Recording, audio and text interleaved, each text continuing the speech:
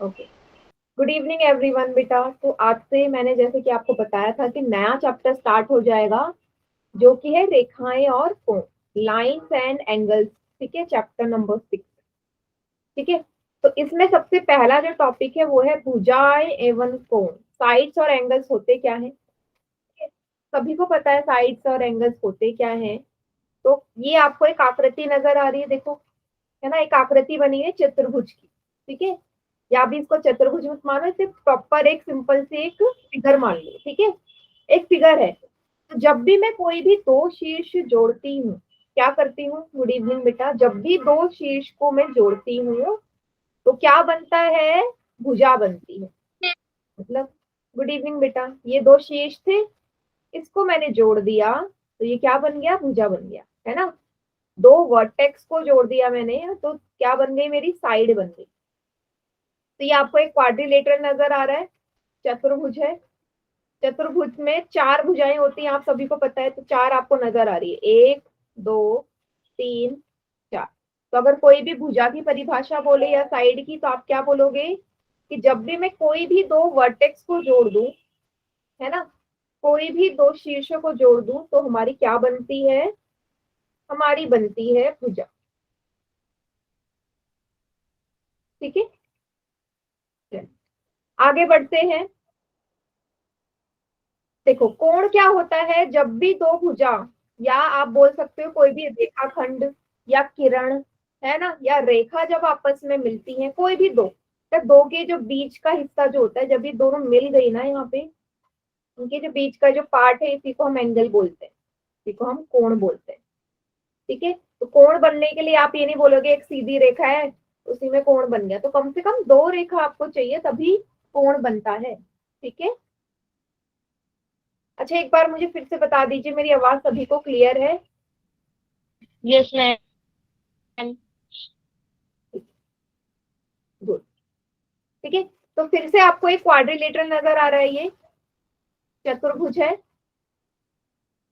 चतुर्भुज, चतुर्भुज में चार भुजाएं, तो कोण भी कितने होंगे, चार होंगे, चार कोने हैं ना, चार कोनों में चार कोण, फोर एंगल, पहला, दूसरा, तीसरा, चौथा। ठीक है, ऐसे हम काउंट कर सकते हैं। ठीक है, अब हम देखते हैं निरूपण कैसे होता है, रिप्रेजेंटेशन मतलब नामकरण कैसे करते हैं एंगल्स का। ठीक है, नेमिंग कैसे करते हैं। तो यहाँ पे अगर आप डायग्राम में देखो, आपको एक एंगल नजर आ रहा है जो कि ओ वर्टेक्स पे बन रहा है, यहाँ बन रहा है ए ओ, और बी ओ जो हमारी भुजाएं हैं जब मिली तो ये ओ पे कोण बन गया।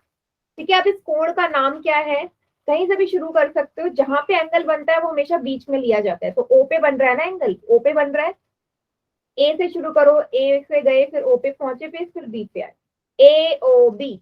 या आप इसे ये भी बोल सकते हो बी ओ ए, दोनों बोल सकते हैं, इसका नाम ए ओ बी हो सकता है और बी ओ ए ही भी हो सकता है। ठीक है, आपकी मर्जी, आप कैसे इसे रिप्रेजेंट करना चाहते हैं।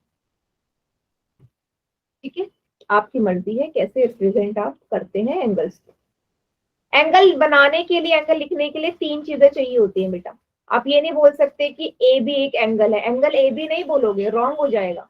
ठीक है, अगर दो चीजें दे रखी है दैट मीन्स वो भुजा बोल रहा होगा, ये साइड को रिप्रेजेंट करता है। ठीक है, तीन चीजें इस तरीके से आपस में जब तीन चीजें होती हैं, ठीक है, तीन शीर्ष भी बोल सकती हूँ मैं। ठीक है, तो ये जब मिलती हैं तो ये हमारा कोणों का रिप्रेजेंटेशन होता है, एंगल्स का। ठीक है, वर्टेक्स क्या होती है सभी को पता है, कोण का शीर्ष, कोण बनाने वाली दो किरणों का उभयनिष्ठ बिंदु है। मतलब क्या है, अब इस डायग्राम में ध्यान से देखना। ठीक है, ये वाली रे और ये वाली रे ना, इन दोनों किरणों की मैं बात कर रही हूँ। तो ये दोनों किरणें बेटा यहाँ आके मिल रही है ना, रेड वाली की बात कर रही हूँ, यहाँ आके मिल रही है, तो दोनों किरणों का ये उभयनिष्ठ बिंदु है, इसी को हम शीर्ष बोलते हैं। कॉमन पॉइंट है ना ये दोनों रेस का, तो इसी को हम वर्टेक्स बोले। हर जगह यही होगा, यहाँ वाले में देखो, अब ये ग्रीन वाला और ये ग्रीन वाला, इन दोनों का एक कॉमन पॉइंट है ये वाला, इसी को हम क्या बोलेंगे, शीर्ष बोलेंगे या वर्टेक्स बोलेंगे। ठीक है, अब इस डायग्राम में देखो, अभी हमने क्या क्या पढ़ लिया। ठीक है, सबसे पहले भुजा देख लो, भुजा क्या होती है, जब भी दो शीर्षों को जोड़ू, ठीक है, दो शीर्षों को जोड़ू तो भुजा बनती है। तो दो पॉइंट्स बन रहे हैं ये दोनों, इनको जोड़ दिया तो ये साइड बन गई। ठीक है, काउंट करो बेटा साइड कितनी है यहाँ पे, काउंट करिए, 1 2 3 4 5 6, टोटल भुजा है 6। अब हम देखते हैं कोण कितने हैं, कोण कितने हैं गिनो, कोण कितने हैं, 1, ये 2 3 4, ठीक है, हाँ वेरी गुड, 5 और 6। कोण भी कितने हैं, एंगल्स भी 6 है।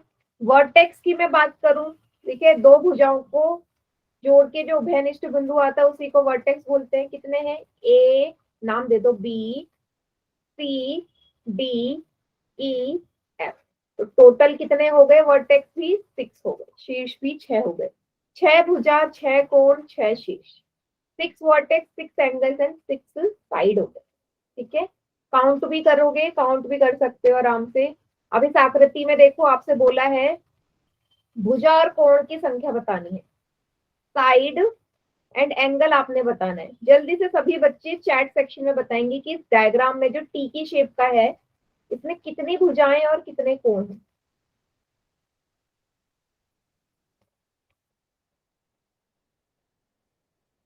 काउंट करके बताइए।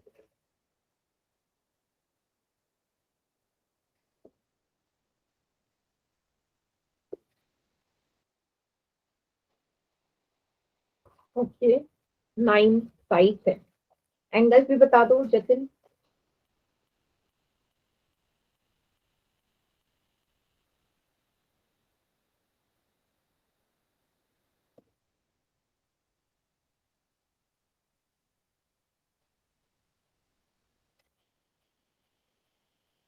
सभी बच्चे बताना, आराम से गिन लो, नेमिंग कर दो, काउंट कर लो। 3, टी, डी, ई, एफ, जी, एच। भुजा और कोण बताने। चैट सेक्शन में सबका आंसर आना चाहिए बेटा, ऐसे बैठे नहीं रहना।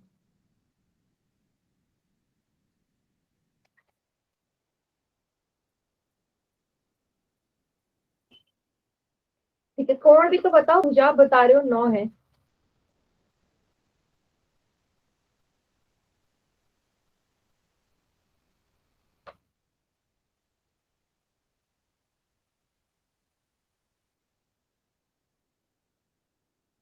नौ भुजा,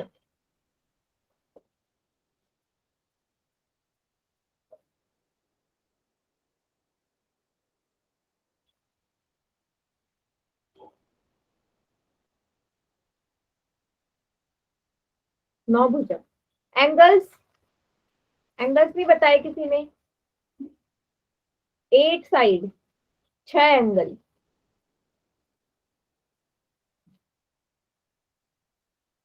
6 एंगल।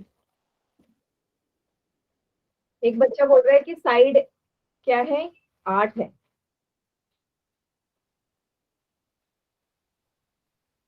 चलिए अब मैं काउंट करवा रही हूँ, ध्यान से करना काउंट।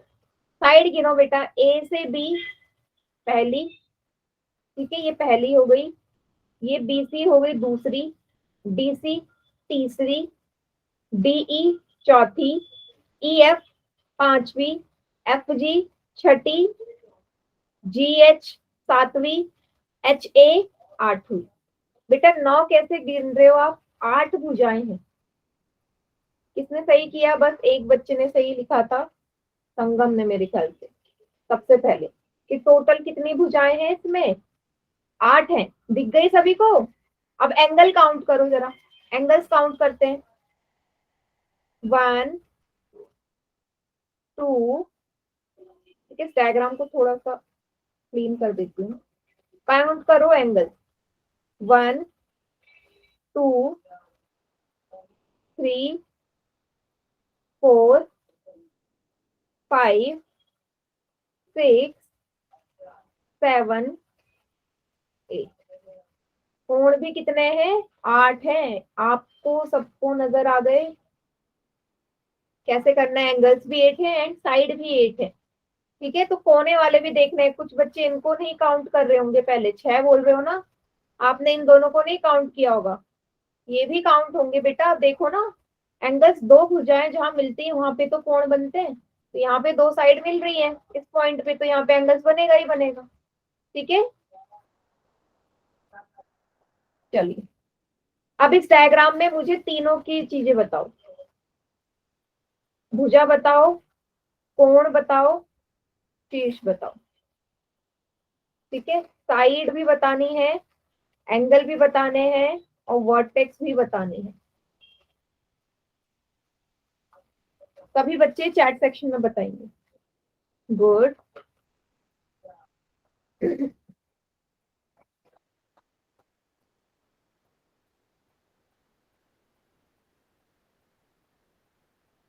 Very good.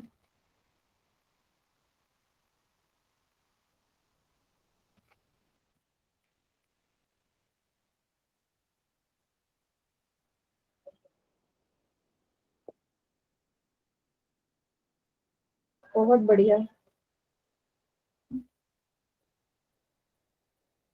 10 है, तीनों ही 10 है। शुभम ने 8 बोला है, पहले 8 अब 10 बोल रहे हो। मैं वो पहले वाले का चला गया था, नेटवर्क प्रॉब्लम थी। अच्छा अच्छा ठीक है, चलो काउंट करते हैं। मैं नेमिंग कर देती हूँ, ABCDEFGHIJ।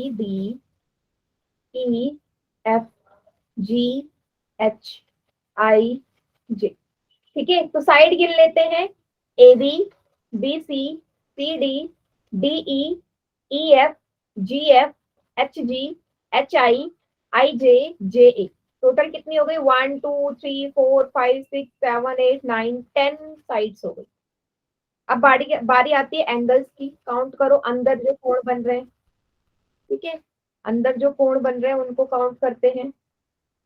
1 2 3 4 5 6 7 8 9 10। कितने हैं एंगल्स भी? 10 है। वर्टेक्स गिन लो, ये जो ABCD लिखा है ये सब वर्टेक्स ही है।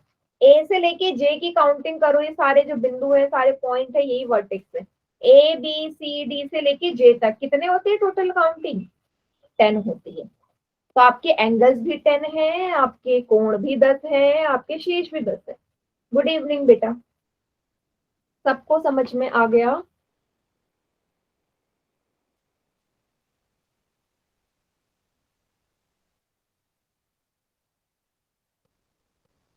ठीक है,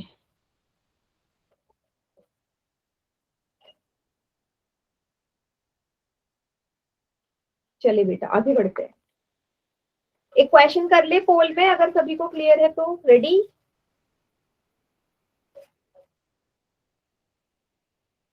ओके, पहला सवाल, ये चीजें बतानी है आपने। ये डायग्राम नजर आ रहा है आपको? इस डायग्राम में आपको भुजा और कोणों की संख्या बतानी है, साइड एंड एंगल दोनों।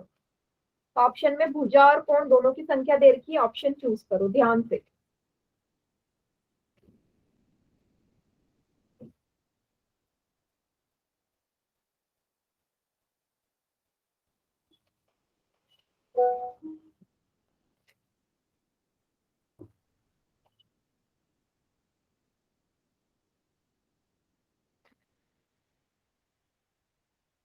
Very good.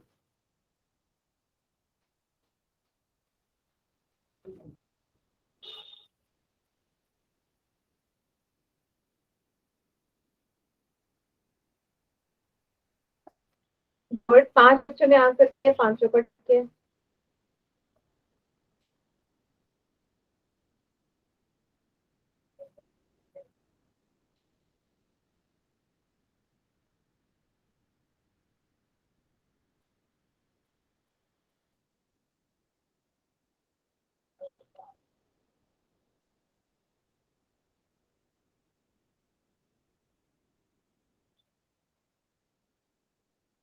गुड, अभी तक सभी का ठीक है। वेरी गुड बेटा। आपको क्या बताना है? यही बताना है सिंपल कि भुजाएं कितनी है और कोण कितने हैं, साइड एंड एंगल। तो गलत नहीं होना चाहिए किसी का ये सवाल, तो इजी है बहुत।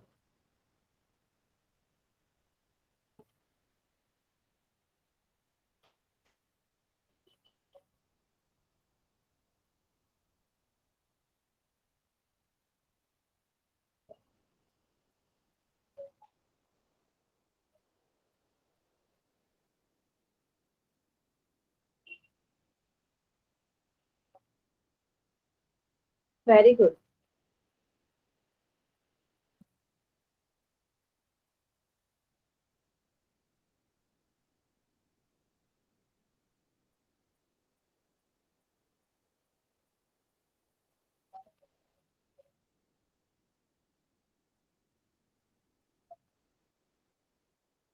आठ बच्चों का आंसर आ गया है बेटा। बाकी भी जल्दी जल्दी करो बेटा, इसमें कुछ सॉल्व नहीं करना, आपको बस गिनना है, काउंटिंग करनी है।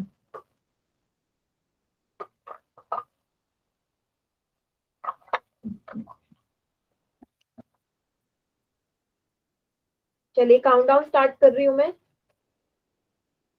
5, 4, 3, 2, 1।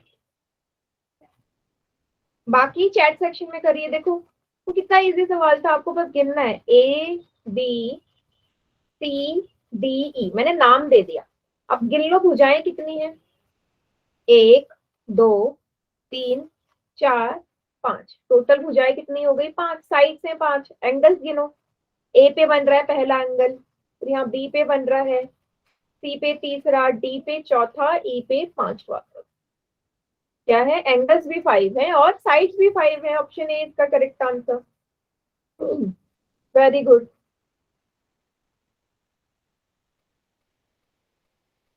ये ऑप्शन ए इसका करेक्ट आंसर है। अगला देखिए सवाल। ये आकृति है, इसमें आपको सिर्फ और सिर्फ एंगल्स बताने, कोणों की संख्या। कोण कितने हैं? ये प्लस की आकृति है। बताइए सभी बच्चे, पोल में आंसर करना।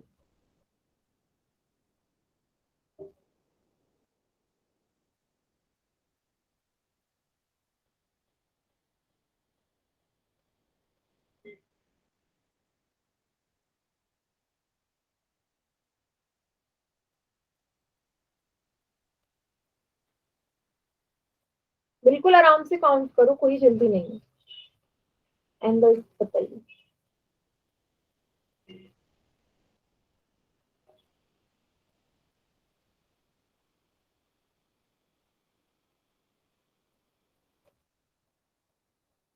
तीन में से दो बच्चों का सही आंसर।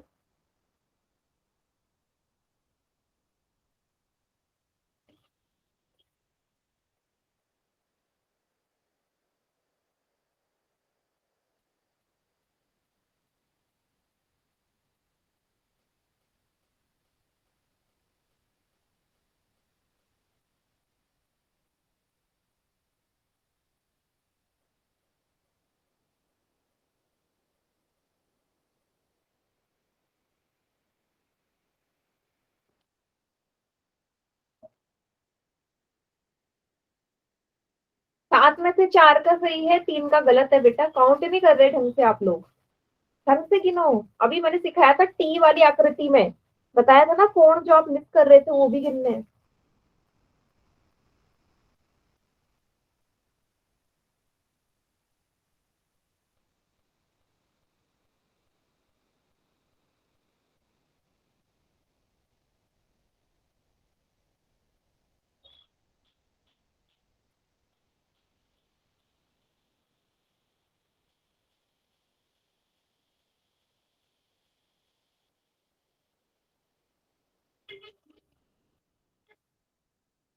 8 ही बच्चों ने आंसर किया बेटा, अभी बाकी भी करो जल्दी से, मुश्किल सवाल नहीं।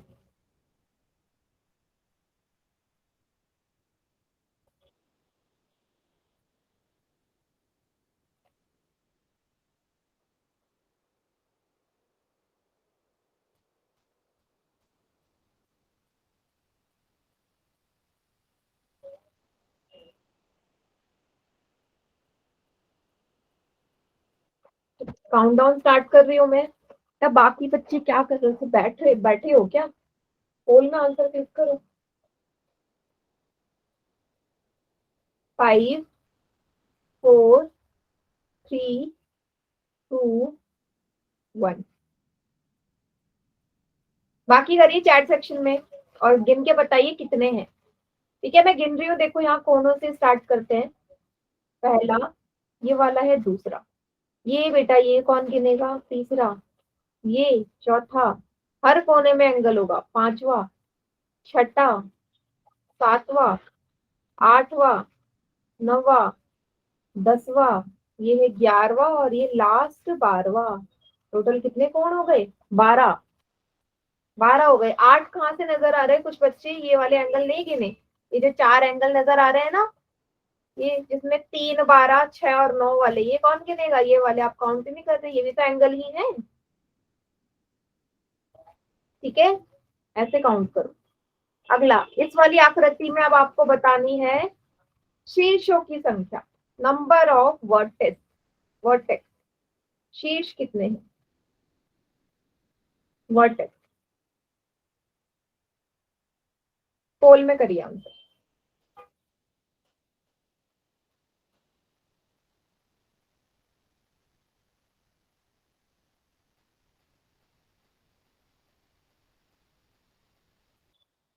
गुड, सभी का ठीक है अभी तक?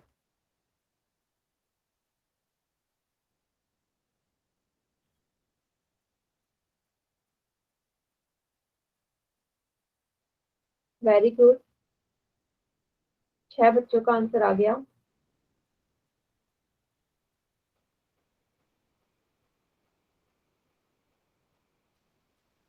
गुड बेटा, ऐसे आंसर करो और जल्दी हो जाएगा। ये इजी टॉपिक है, बहुत इजी टॉपिक है। आज ज्यादातर सवाल हम पोल में ही करने वाले हैं।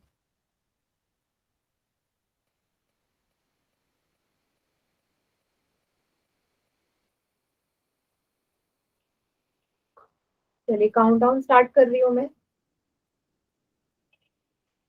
5, 4, 3, 2, 1।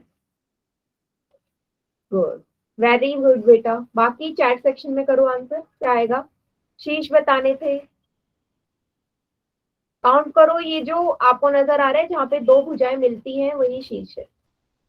2, 3, 4, 5, टोटल 5 शीर्ष है। 5 बिंदु, 5 शीर्ष। तो ऑप्शन नंबर ए इसका करेक्ट आंसर है। ठीक है, यस। चलिए, अब हमारा नेक्स्ट टॉपिक आता है, बिंदु क्या होता है, सरेख बिंदु क्या होता है, असरेख बिंदु क्या होता है। Point, collinear point and non collinear point. ठीक है, क्या होता है पॉइंट या बिंदु? आप अपनी कॉपी में किसी भी समतल पे मैंने डॉट डाल दिया। ठीक है, ठीक है, एक डॉट मैंने डाल दिया, यही हमारे क्या कहलाते हैं? यही हमारे बिंदु कहलाते हैं। सिंपल सा, कहीं पे भी आप बिंदु डाल सकते हो ना, यही हमारे बिंदु है। ठीक है, अब बिंदु की कुछ ना कुछ हमारे गुण होते हैं। देखो, एक बिंदु मैंने ऐसे कर दिया, मैं बोल दूं कि भाई स्केल से इसको नाप के दिखाओ कितना लंबाई है इसकी, बता सकते हो? अगर आपने कॉपी में सिंपल से ऐसे बिंदु बना दिया, मैं बोल दूं कि लंबाई नापो भाई स्केल से, नाप सकते हो? नो, मतलब इसकी लेंथ नहीं होती, लेंथ नहीं नाप सकते। मैं बोलूं कितना चौड़ा है, आप बिंदु कितना भी छोटा बना सकते हो ना, ये आपको दिखेगा भी नहीं कितना छोटा है। तो आप इसकी चौड़ाई बता सकते हो? ब्रेथ? नो। आप बता सकते हो कितना ऊंचा है ये बिंदु? बता सकते हो? नो। हाइट भी नहीं बता सकते। ठीक है, तो ये गुण है, बिंदु एक समतल आकृति पे बनी हुई है, ऐसा डॉट है ना जिसकी लंबाई है ना चौड़ाई है ना ऊंचाई है, बस। ठीक है, अब आता है सरेख बिंदु क्या होते हैं, कोलिनियर पॉइंट। ठीक है, डेफिनेशन बोल रही है 3 या 3 से ज्यादा, 3 और मोर देन 3, जब पॉइंट्स हमारे सीधी रेखा पे आ जाते हैं। दैट मीन्स मैंने ये पॉइंट यहाँ बनाया, एक पॉइंट यहाँ बनाया, एक पॉइंट यहाँ बनाया। अब मैं क्या कर रही हूँ, तीनों पॉइंट को ना ज्वाइन कर रही हूँ। जैसे ही आपने इन तीनों पॉइंट को, तीनों बिंदुओं को जोड़ा, तो आपने देखा भाई ये तीनों ही बिंदु एक सीधी रेखा पे आ रहे हैं ना। लाइन ड्रॉ करी तो तीनों ही सीधी रेखा पे आ गए। तो जो भी बिंदु सीधी रेखा पे आते हैं, जब 3 या 3 से अधिक बिंदु सीधी रेखा पे आ जाते हैं, तो उन बिंदुओं को, जैसे इन बिंदुओं का नाम है पी क्यू आर, तो आप बोलोगे ये जो पी क्यू आर है, ये कैसे बिंदु हैं? सरेख बिंदु है। ठीक है, कोलिनियर पॉइंट है। क्लियर? अगर सीधी रेखा में आ रहे हैं, इतना सभी को समझ में आ गया?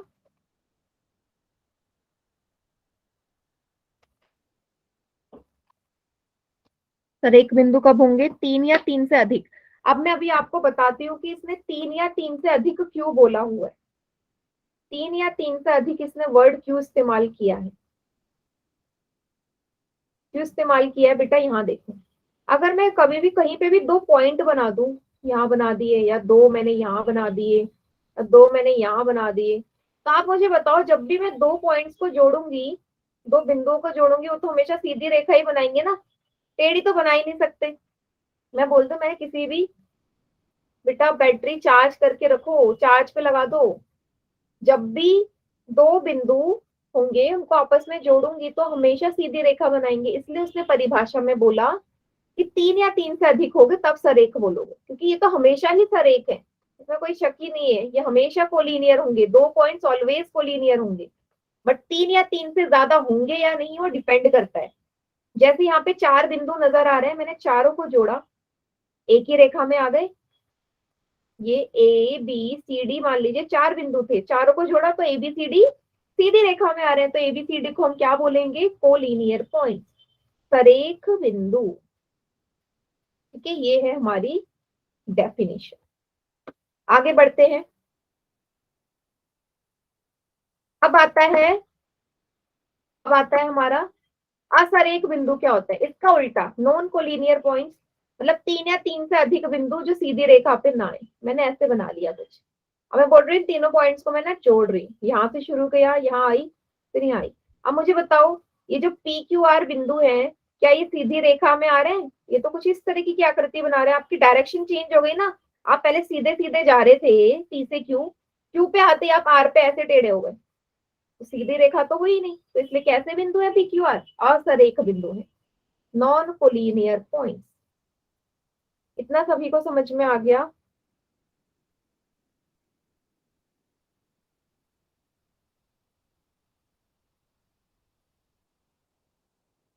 बताइए बेटा, समझ में आ गया इतना?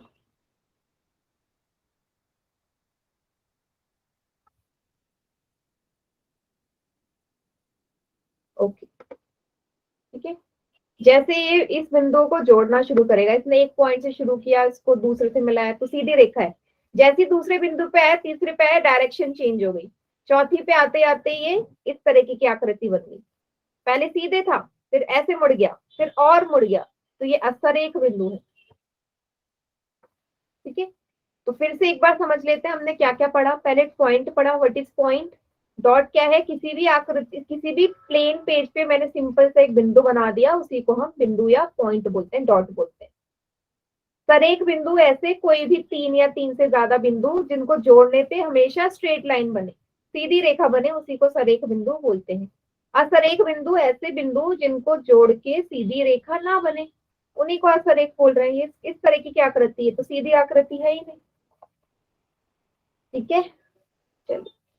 अब किसी को डाउट है तो पूछो, नहीं तो पोल में सवाल करते हैं फिर।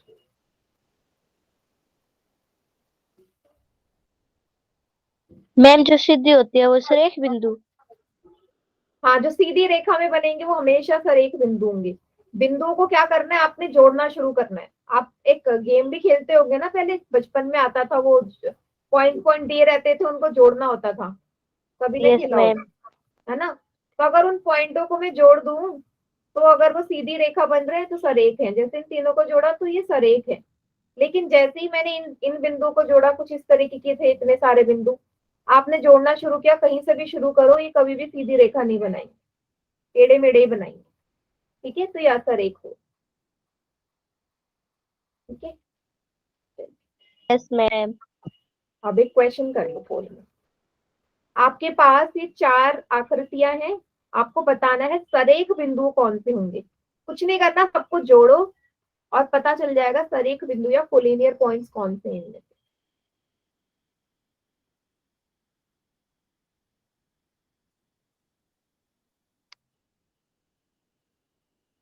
Very good.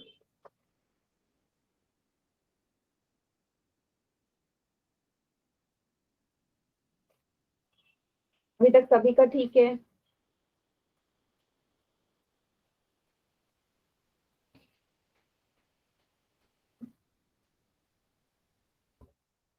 Very good.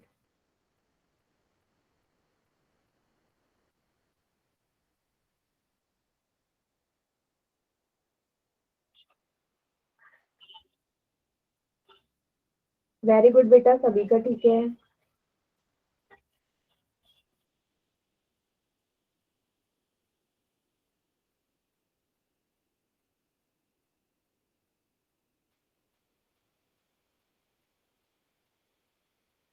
चलिए गुड, काउंटडाउन स्टार्ट कर रही हूं मैं। Yes ma'am. 5 4 3 2 1। बाकी बच्चे चैट सेक्शन में करो। देखो ऑप्शन वाइज चलते हैं। मैंने इन तीनों डी ई एफ को जोड़ा तो ये सीधी रेखा नहीं है, तो ये असरेख बिंदु है क्योंकि सीधी रेखा नहीं है। सी वाले को जोड़ा, ये भी इस तरीके की आकृति, ये भी असरेख है, सीधी रेखा नहीं है। डी वाले को जोड़ो, ये भी असरेख है, ये भी सीधी नहीं है। सिर्फ बी में देखो, पी क्यू एस को जोड़ा तो एकदम स्ट्रेट लाइन में आ रहे हैं तीनों ही, तो इसलिए कैसे बिंदु है पी क्यू एस? सरेख बिंदु, कोलिनियर पॉइंट, इसलिए बी इसका करेक्ट आंसर है। सभी का ठीक था, वेरी गुड। ठीक है, चलिए अगला क्वेश्चन करने से पहले आपको मैं एक आकृति बना रही हूँ, उसमें देखिएगा ये कुछ इस तरीके की है। इसका आंसर आपने ना चैट सेक्शन में करना है। ये इस तरीके की आकृति, इसका नाम दे देते हैं A B C D E F. मैं यहाँ पे कुछ 4 स्टेटमेंट लिख रही हूँ, आपको बताना है कि इसमें से गलत कौन सा है, गलत कौन सा है। ठीक है, ए सी डी सरेख बिंदु है, ए सी डी कोलिनियर है, जो रॉन्ग है उसको चूज करना। पहली स्टेटमेंट ये है, ए बी सी सरेख बिंदु है, ए एफ ई डी असरेख बिंदु है, असरेख बिंदु है, नॉन कोलिनियर है। और चौथी और आखिरी स्टेटमेंट है, एफ ई डी हमारे सरेख बिंदु। तो जो रॉन्ग लिखा है उसको पहचानो, एबीसीडी में से जो रॉन्ग है।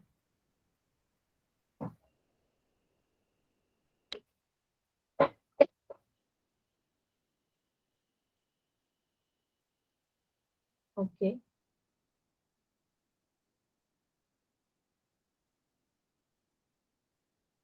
सभी को ध्यान से देखना है, डायग्राम में रॉन्ग बताना है। ठीक है, राइट नहीं बताना, रॉन्ग। चारों में से एक ही गलत है, वही बताओ।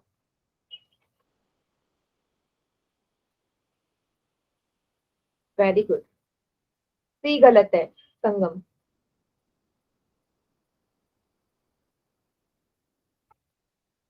सी, चलो अब मैं करवाती हूँ, ऑप्शन से देखते हैं। ए सी डी सरेख है, चलो देखो ए सी डी को मिलाओ। ए सी डी बेटा तीनों ही सीधी रेखा में आ रहे हैं ना, ए सी डी, तो ये एकदम सही स्टेटमेंट है, सरेख ही है, करेक्ट है। पहली स्टेटमेंट इज राइट।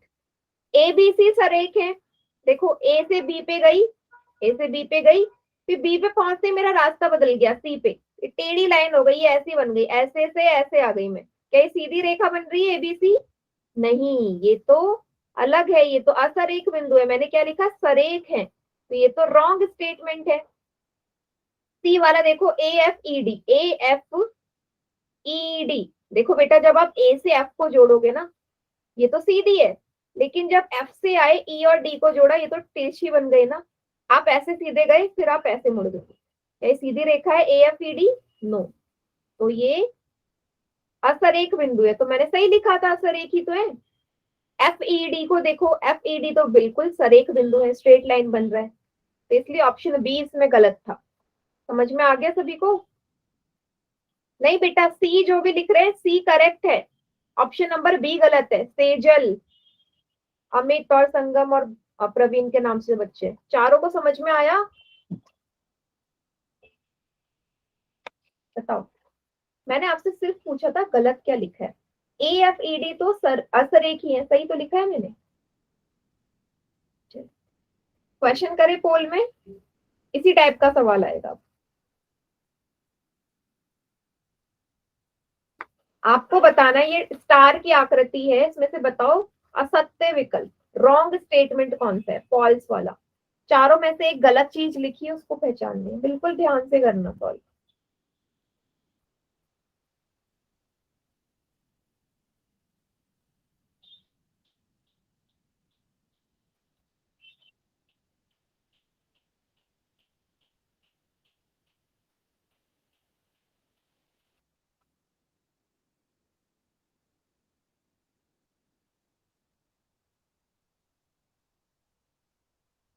चारों डायग्राम को, मतलब चारों ऑप्शन को डायग्राम में ढंग से देखो।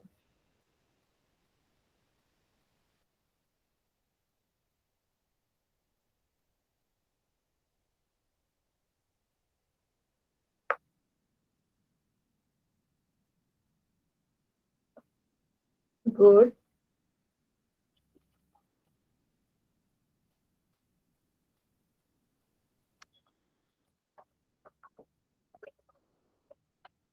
Very good.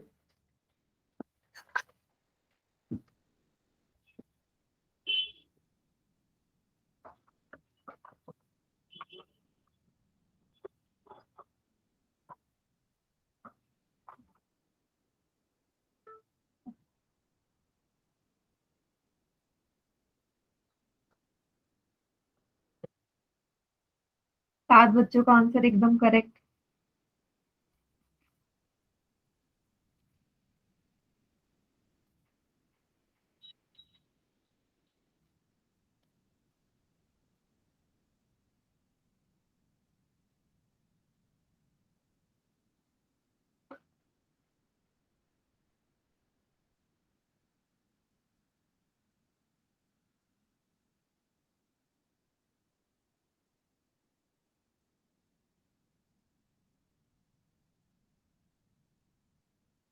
दस में से 9 बच्चों का सही है। वेरी गुड बेटा। चलिए काउंटडाउन स्टार्ट कर रही हूं मैं। 5, 4, 3, 2, 1। बाकी बच्चे चैट सेक्शन में करिए आंसर। ओके चलो ए से स्टार्ट करते हैं। TLH सरेख है, TLH को जोड़ो। एकदम करेक्ट है, स्ट्रेट लाइन में आ रहे हैं TLH तीनों ही बिंदु। तो ये सरेख है, कोलिनियर है, सही है स्टेटमेंट। ADM सरेख है, ठीक है। ए से डी पे गई, डी से एम पे आ गई, तो ये चेंज हो गया पाथ। ए से डी पे गई, डी से एम पे आ गई, ऐसा बन गया आकृति। ये तो असरेख हुए, यहाँ क्या लिखा है, सरेख है। तो ये कैसी स्टेटमेंट है, रॉन्ग है। ये कोलिनियर नहीं, नॉन कोलिनियर पॉइंट्स है। TKH, TKH को देखो, ये सही है, ये गलत है। TKH को देखो, T से K पे गई, फिर K से H पे गई, ये भी असरेख है, सही लिखा है ना, सीधी रेखा नहीं बन रही, नॉन कोलिनियर है।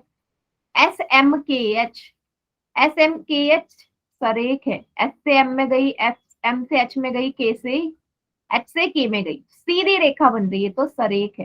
तो कौन सी स्टेटमेंट गलत है इसमें, B1। B is the wrong answer, है ना। तो रॉन्ग वाला ही चूज करना था। ठीक है, क्लियर सभी को। ठीक है, चलिए आगे बढ़ते हैं। अगला टॉपिक है हमारा रेखा। रेखा खंड और किरण में क्या डिफरेंस है, difference between line, line segment and अ रे। ठीक है, तो रेखा क्या है, ऐसी आकृति, सरेख बिंदुओं से बनी आकृति, ऐसी आकृति जो दोनों तरफ अनंत तक बढ़ाई जा सके। मतलब मैंने ऐसे लाइन खींच दी और मैं बोल रही, ये रेखा कब कहलाएगी, ये रेखा तभी कहलाएगी जब मैं इसको आगे तक, कितने भी आगे तक बढ़ा दूं, या पीछे भी कितने भी बढ़ा दूं, मतलब जिसका कोई आदि और अंत ना हो। मतलब ये भी नहीं पता कहाँ से शुरू है और ये भी नहीं पता कहाँ पे खत्म है। समझे, रेखा क्या होती है, लाइन क्या होती है, ऐसी फिगर होती है जिसका आप बता ही नहीं सकते, जो दोनों साइड से भी, फॉरवर्ड भी, बैकवर्ड भी, आगे भी और पीछे भी, कितने भी बढ़ाई जा सकती, अनंत तक। ठीक है, तो इसका अगर आपसे बोले कहाँ खत्म हो रही है, आप बोलोगे कहीं नहीं, अनंत तक बढ़ती रहती है, पीछे भी और आगे भी। ठीक है, इन्फिनिटी तक, इन्फिनिटी तक। ठीक है, ठीक है। अब इसने एक वर्ड यूज किया, सरेख बिंदुओं से बनी रेखा है। ऐसा क्यों बोला इसने कि सरेख बिंदु से बनी रेखा है। देख लीजिए, अगर आप एक रेखा बनाते हो ना, ये सीधी है भाई, सीधी रेखा पे अगर आपसे पूछे कितने सरेख बिंदु होंगे, बहुत सारे होंगे ना, क्योंकि आपको पता है सरेख बिंदु को जोड़ के ही सीधी रेखा बनती है। तो इसलिए इसने बोला कि बहुत सारी जब सरेख बिंदुओं को हम जोड़ देते हैं, बहुत सारे सरेख बिंदु को जब जोड़ देते हैं तभी रेखा बनती है। ये सभी को क्लियर है। बहुत सारे छोटे छोटे छोटे छोटे बिंदु सर एक बिंदु मिलके ही रेखा बनाएंगे। ठीक है, चलिए आगे बढ़ते हैं। अब आगे क्या लिखा हुआ है इसमें, एक रेखा का कोई भी अंत बिंदु नहीं होता, इन्फिनिटी तक बढ़ाया जा सकता है। मतलब वही है, अगर आपसे बोले कि भाई कहाँ खत्म हो रही है, अंत बिंदु क्या है इसका, एंड पॉइंट, एंड पॉइंट कहाँ है, तो आप बोलोगे कहीं नहीं होता, होता ही नहीं है, क्योंकि आप इसको कहीं भी आगे तक बढ़ा सकते हो ना बेटा, अंत बिंदु कहाँ है। ठीक है, अनंत इन्फिनिटी तक बढ़ाया जा सकता है। अगर आपसे पूछे कि एक रेखा पे कितने बिंदु होते हैं, गिन सकते हो? एक रेखा पे कितने बिंदु होंगे? अनगिनत। ठीक है, क्योंकि रेखा ही आपको पता है कहीं खत्म नहीं हो रही, तो क्या आप बिंदु बता सकते हो कहीं खत्म होंगे? बिंदु भी तो अनगिनत ही होंगे ना, होंगे या नहीं बताइए, कुछ सोचो। जब रेखा ही आपको नहीं पता, रेखा बढ़ती जा रही है बढ़ती जा रही है, आगे साइड भी पीछे साइड भी, तो आप उसके अंदर कितने भी पॉइंट बना लो, कितने भी डॉट डाल दो, वो भी अनगिनत होंगे, अनकाउंटेबल, आप नहीं गिन सकते।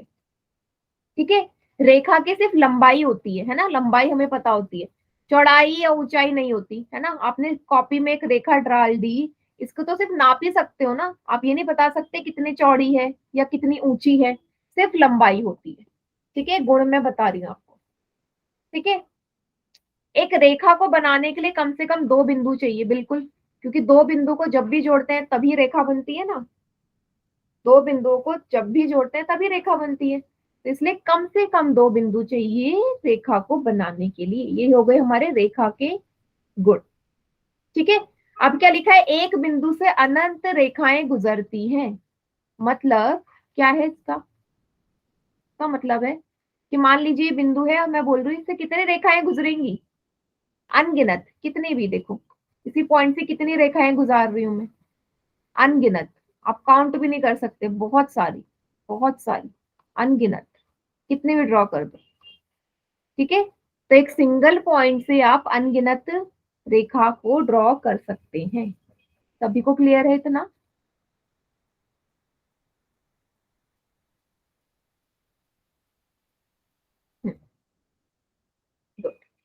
अब आता है रेखा का निरूपण कैसे होता है। अब ये मुझे कैसे पता चलेगा कि ये रेखा बढ़ती जा रही है? देखो, अगर मैं किसी भी रेखा के आगे दोनों साइड ये एरो लगा दूं ना, तीर बना दूं दोनों तरफ, इस तीर का ही मतलब है कि भाई आप इसे कितना भी बढ़ा सकते हो आगे, मतलब ये आगे भी कितना भी बढ़ सकती है और पीछे भी कितना भी बढ़ सकती है, इस तीर का यही मतलब है, इस तीर का यही मतलब है कि आप इसे फॉरवर्ड एंड बैकवर्ड कितना भी एक्सटेंड कर सकते हो। ठीक है, मैंने इसको ए बी नाम दे दिया है, तो अगर ए बी के ऊपर ऐसी लाइन डाल दूं, उसमें एरो बना दूं, दैट मीन्स मैंने एक लाइन दिखाई है, रेखा दिखाई है। ठीक है, ए बी को आप बी ए भी लिख सकते हैं। इतना सभी को क्लियर? याद रखना निरूपण कैसे होता है, दोनों तरफ एरो लगा के, दोनों तरफ एरो है तभी वो रेखा होगी। ठीक है, जैसे डेली लाइफ के एग्जाम्पल, आपने रेलवे ट्रैक देखा है, पटरियां, आपको पता है कहाँ खत्म हो रही, बढ़ती जा रही है आगे, बढ़ती जा रही है बढ़ती जा रही है। आपके घरों में जो बिजली आती है, वायर्स आपने देखी होंगी, है ना, तारे देखी होंगी, वो एक दूसरे की कैसी है, रेखा ही तो है, वो भी कितनी आगे तक बढ़ती जा रही है ना, कहाँ से शुरू हो रही है आपको नहीं पता, कहाँ एंड हो रही है आपको नहीं पता। तो डेली लाइफ के हमारे एग्जाम्पल है रेखा के। ठीक है, चलिए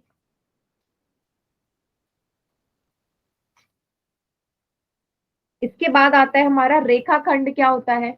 तो रेखाखंड रेखा का एक पार्ट होता है, ठीक है, जिसके दो निर्धारित अंत बिंदु है। दैट मीन्स कि मैंने अगर एक रेखा ऐसे डाल दी, है ना, ऐसे एक लाइन ड्रॉ कर दी, और मैं उसको रेखाखंड कब बोलूंगी? जब आपको पता हो कि भाई ये यहाँ से शुरू है यहाँ पे खत्म है, मतलब आपको ये पता है कि भाई ये जो रेखाखंड है ये ए से शुरू हुई, बी पे आके खत्म हो गई, फिक्स पॉइंट है, ए से शुरू बी पे खत्म। बट रेखा में क्या था, आपको नहीं पता था कहाँ से शुरू है कहाँ पे खत्म है। समझ में आया?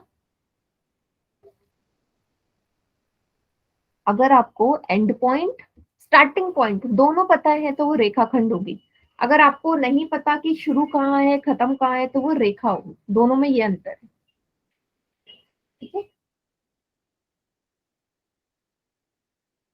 चलिए अब रेखा को निरूपण करने का क्या होता है भाई, दो डॉट ये दर्शा रहे हैं कि ये कहाँ से शुरू है कहाँ पे खत्म है, तो ए बी उसके ऊपर ऐसे दो डॉट का मतलब ये रेखाखंड है। ठीक है, अब इसने बोला है इसकी लेंथ निश्चित होती है। निश्चित मतलब अगर मैं आपसे बोलूं कॉपी में आप कभी भी एक रेखाखंड खींचते हो, आप उसे नाप सकते हो ना स्केल से। स्केल होता है सभी के पास, स्केल से आप उसे नाप सकते हो किसी भी, मेरे हाथ में या आपके हाथ में जो पेन है उसको नाप सकते हो स्केल से, वो भी एक रेखाखंड ही हो गई। अगर आप ऐसे डेली लाइफ में एग्जाम्पल सोचो, पेंसिल हो गई, पेंसिल को नाप सकते हो। ठीक है, जिस भी चीज को आप नाप सकते हो मतलब आपको पता है कहाँ से शुरू है कहाँ पे खत्म है, दैट मीन्स वो रेखाखंड है।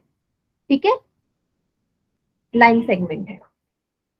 अब एक बार ना दोनों में अंतर देख लेते हैं, रेखा और रेखाखंड। ठीक है, फिर आगे बढ़ेंगे। रेखा, रेखाखंड, लाइन, लाइन सेगमेंट। ठीक है, तो रेखा क्या है, ऐसी हमारी आकृति है, ऐसी फिगर है जो दोनों साइड हम कितने भी एक्सटेंड कर सकते हैं, कितने भी आगे बढ़ा सकते हैं। मतलब आपको ये नहीं पता है कहाँ से शुरू है कहाँ पे खत्म है। लेकिन रेखाखंड कैसी आकृति है, ऐसी आकृति है जिसका आपको ये पता है फिक्स पॉइंट है कि भाई ये कहाँ से शुरू है कहाँ पे खत्म है, ए बिंदु से शुरू है बी पे खत्म है, ये आपको पता है। लेकिन इसका कुछ नहीं पता एक रेखा पे कितने बिंदु होते हैं, पर एक बिंदु अनगिनत होते हैं। अनगिनत क्यों होते हैं, क्योंकि आपको यही नहीं पता कि रेखा कितनी बड़ी है, तो आप ये भी नहीं बता सकते कि उसमें बिंदु कितने, तो बिंदु भी अनगिनत होते हैं। ठीक है, अब आता है इसका निरूपण कैसे करते हैं। तो अगर मैंने दोनों तरफ एरो लगा दिए इसका मतलब मैं रेखा की बात कर रही हूँ। रेखाखंड का कैसे निरूपण होता है, दोनों तरफ मैंने डॉट लगा दिए इसका मतलब मैं रेखाखंड या लाइन सेगमेंट की बात कर रही हूँ। यहां तक सभी को समझ में आ गया।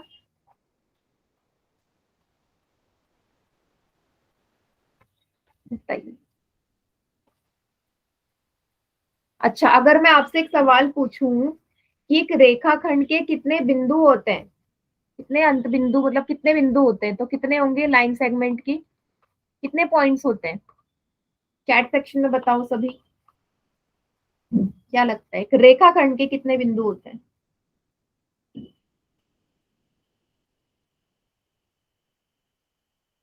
सोच के बताओ चैट सेक्शन में।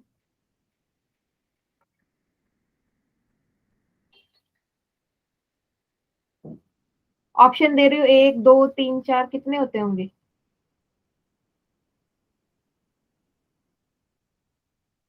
मैम अनंत होते हैं। रेखाखंड के नो मैम। दो है ना बेटा, दिख रहे हैं आपको, एक दो, कितने बिंदु है यहाँ पे आपको पता है ना, दो होते हैं। आपको पता है कहाँ से शुरू है कहाँ पे खत्म है। लेकिन रेखा की बात करती इसका आप नहीं बता सकते, है ना, क्योंकि आपको नहीं पता है कहाँ से शुरू है कहाँ पे खत्म है। क्लियर है? तो ये था यस मेरा मैम। सवाल आप लोगों से। ठीक है, हम्म, चलिए अब आखिरी देख लेते हैं, किरण क्या होता है। किरण भी इसी का पार्ट है बेटा, रेखा का ही हिस्सा है, लेकिन इसमें बस ये अंतर है, आपको ये पता है शुरू कहाँ पे है लेकिन ये नहीं पता खत्म कहाँ है। स्टार्टिंग पॉइंट तो है बट ये नहीं पता एंड पॉइंट कहाँ पे है, कहाँ पे खत्म हो रहा है। जैसे सूरज की रोशनी, आपको पता है सूरज से रोशनी आ रही है, आपको पता है सूरज से रोशनी आ रही है, वो एक पॉइंट हो गया, बिंदु हो गया जहां से आ रही है, शुरुआती बिंदु। लेकिन आपको पता है सूरज की रोशनी खत्म कहाँ हो रही है, पता है किसी को? नहीं, है ना, अनंत तक जाती है। सेम टॉर्च का एग्जाम्पल है, टॉर्च में आपको पता है कि लाइट कहाँ से आ रही है ना, उसके अंदर बल्ब लगा है उससे लाइट आ रही है, लेकिन वो जा कहाँ रही है एंड तक वो नहीं पता आपको। ठीक है, वो जाती रहेगी आगे आगे तक जितनी वो जा सकती है। ठीक है, दैट मीन्स ये रे की एग्जाम्पल है कि शुरुआती बिंदु तो पता है बट अंत बिंदु नहीं पता। सभी को क्लियर हो गया इतना रे के बारे में? किरण, इसका निरूपण कैसे होगा बेटा, अगर स्टार्टिंग पॉइंट पता एंड नहीं पता, तो बस एक साइड एरो का मतलब ही है, इस एरो का मतलब है कि आगे कितनी भी बढ़ सकती है, तो एक साइड एरो लगा दो तो वो किरण कहलाएगी, दोनों साइड एरो लगा दो तो रेखा कहलाएगी, दोनों साइड डॉट लगा दो तो रेखा खंड कहलाएगी। सभी को क्लियर हो गया जितना मैंने आज पढ़ाया? अगली क्लास में हम इसके क्वेश्चंस करेंगे पोलिंग, अभी फिलहाल समझ लेते हैं।